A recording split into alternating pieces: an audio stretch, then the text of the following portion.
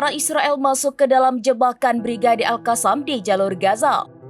Sejumlah tentara rezim Zionis dilaporkan tewas dalam insiden ini. Brigade Al-Qassam mengaku melakukan 3 operasi selama 2 hari terakhir yang menargetkan pasukan Israel di kota Khan Younis, Gaza Selatan.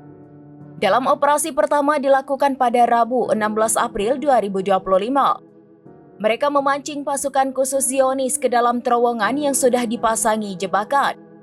Sementara lokasinya sendiri berada di daerah Kizan al-Najjar di Khan Younis. Begitu anggota pasukan Israel memasuki terowongan, sejumlah alat peledak diledakkan. Akibatnya sejumlah tentara tewas dan lainnya mengalami luka-luka.